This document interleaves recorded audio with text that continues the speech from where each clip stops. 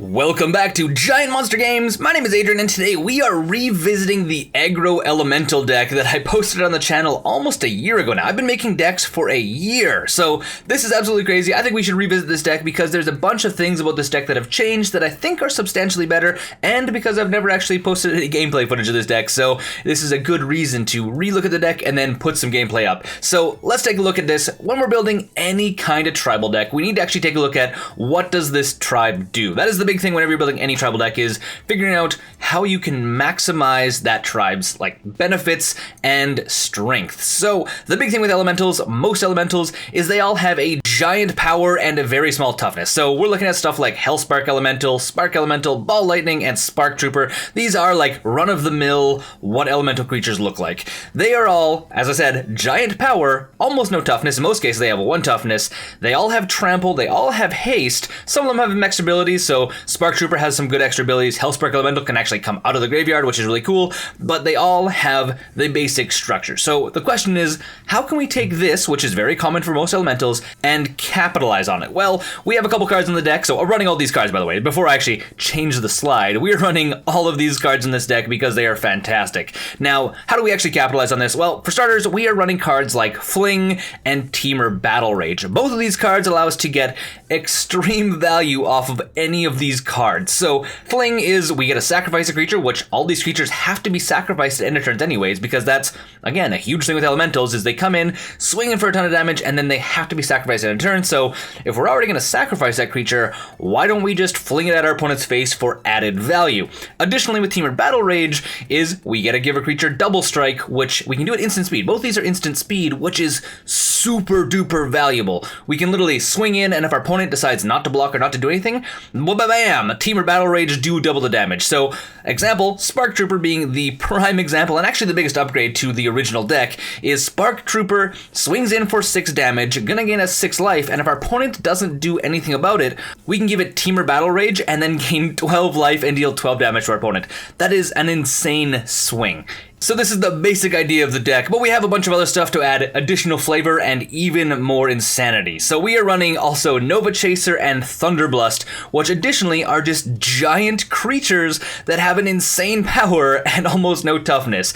Nova Chaser is a 10-2, which is absolutely insane, with trample of all things, so we can actually swing in with Nova Chaser and then either play Teamer Battle Rage or Fling and instant kill our opponent, assuming they're at 20 or less life. Thunderblust, additionally, Thunderblust is actually probably my favorite card in this deck in a lot of ways because it actually sticks around. A lot of these other elementals, they actually die at the end of turn, or they're a little bit easier to get rid of, where Thunderblust has persists, so when it dies, it actually comes back with a -1/-1 counter on it, which is super duper valuable. It also gets trample as long as it has a -1/-1 counter, so we're talking about a 6/1 trampler that has haste. Insane. And it's only 5 mana, which is actually not that hard to cast, especially is even less hard to cast with some of the other creatures we have, because we are running Incandescent Soulstoke and Smokebraider, which are both accelerating us getting creatures into play or just cheating them into play in general. So Incandescent Soulstoke, which additionally is a Lord, which is kind of funny because it gives all other elemental creatures +1/+1. So if we're swinging in, we're playing like the Ball Lightning, it's actually going to be coming in as 7/2, not a 6/1. So which is super funny. Additionally, his other ability is actually the giant most relevant part of this creature, which is you may pay a generic mana and red, tap it, and put an elemental creature from your hand onto the battlefield. It gains haste, and then you have to sacrifice end of turn, which, again, all of our elementals were basically sacrificing end of turn anyways, so why not drop down something huge, especially something like a Thunderblust, dropping in a huge creature, it gets a swing in, and then with Thunderblust, if we play that, it's gonna die and then come back and stay in play, which is super duper funny. And then Smokebraider is basically just a mana dork to get more elementals into play even faster. Smokebraider also really helps us out when we're playing Spark Trooper, because Spark Trooper actually has white in its mana cost, and we actually have no way of really producing white mana, so we need to be using something like, again, Smokebraider or Incandescent Soulstoke to actually get these guys into play. Again, Spark Trooper is so good. I love this card. And then the last creature we actually have in the deck is Flamekin Harbinger, which is a tutor for other elemental creatures, which is absolutely awesome, because we play it early turn, we can actually fetch up up something we maybe need. If we play it mid to late game, we actually get to fetch up win conditions, which is super awesome. And then it works even better when we actually play a Nova Chaser. So when Nova Chaser comes in, we have to champion an elemental, which means we have to choose an elemental in play. It gets exiled as long as Nova Chaser is in play. And then when Nova Chaser leaves play, that elemental comes back. As you may guess, with Flamekin Harbinger is when it enters the battlefield, it actually triggers and we get to fetch up an elemental. So again, you get to play your Nova Chaser, get rid of your Flamekin Harbinger, and then when your Nova Chaser dies, which is inevitable, it'll actually bring back Flamekin Harbinger and we get to fetch up more win conditions, which is super duper blow my mind fantastic. Now we do have some other value in this deck. We are running 4 copies of Lightning Bolt, which we're playing red. We may as well play. We're kind of like an aggro-y burn deck anyways without the actual burn, so why not play Lightning Bolt? It is a good way of dealing some extra damage to opponent and removing some stuff, specifically spots that we'd like to not see on the table anymore. And then the last thing, so we're almost done this deck already, is we're talking about land. Well, we have a couple different lands we want to be running in this deck. First of all being Primal Beyond, which actually produces both colored manas for us. We do have to reveal an elemental when we play it, otherwise it comes into play tapped, which is unfortunate, but it produces any color mana to play elemental creatures or activate elemental abilities. So this is one way we're actually getting to play Spark Trooper, which is a super relevant card in this deck. The other card, which is almost identical to this one, is actually Unclaimed Territory, which is brand new from Ixalan, which is fantastic. So when it comes in, we get to choose a creature type, obviously elemental because we're playing an elemental tribal deck, and then we can produce any color mana to cast creatures of the chosen type. So again, another actual way of playing Spark Trooper, which, as I keep saying, is a super relevant card in this deck. And then the last thing we have for lands is 14 mountains for all of our mana needs. I need to really stop using that joke. Okay, now let's talk about our sideboard. If you are taking this to F&M, you're going to want to bring a sideboard with you. So here are some really good sideboard cards for you. The first one we have is Anger of the Gods and Ratchet Bomb. Both these cards are being used to help us deal with other go-wide strategies, because there's nothing worse than our opponent playing a bunch of creatures and then us not getting as much damage. Even though we do have trample on almost everything, we just don't want to do as much damage. And then Anger of the Gods is actually really specific in this deck as well, because there's a couple decks that actually give us some troubles, like Dredge, where Anger of the Gods actually exiles almost all the creatures in Dredge, which is absolutely fantastic. So these are both being used to wipe boards so we can actually get in more damage. The next two cards, which is Crack the Earth and Tyrant of Discord, are both kind of just general destruction spells.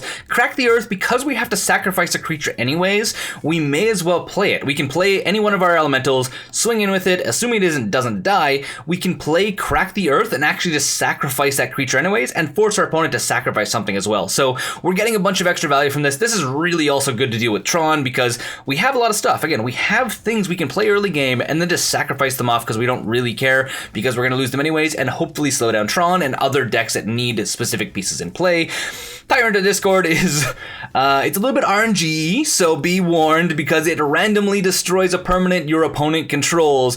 Assuming it is a non-land, you get to keep repeating this process. So you can like side this in and deal with stuff. If you're playing a deck that is going super wide, you get to potentially randomly destroy a whole bunch of stuff, which is quite funny from my perspective. As far as tournament play, like high-level tournament play, maybe not the best card to be playing, but I've had it work out pretty well, and it's actually really funny. If you enjoy this kind of RNG experience, Tyrant of Discord is amazing. Next, as you may guess, we need to deal with life gain decks because they tend to be the bane of any aggro deck. So we're running a couple copies of Leyline of Punishment, which is super duper important for our deck because, like any aggro deck, you just can't deal with life gain because we will run out of gas faster than our opponent will actually run out of gas. So we need something to do with life gain. Leyline of Punishment is doing that. Players can't gain life, damage can't be prevented, so on and so forth. It is awesome. I would recommend running a minimum of 2. I would even go as far as saying running 3 in the sideboard if you can. Again, super good against any life gain deck.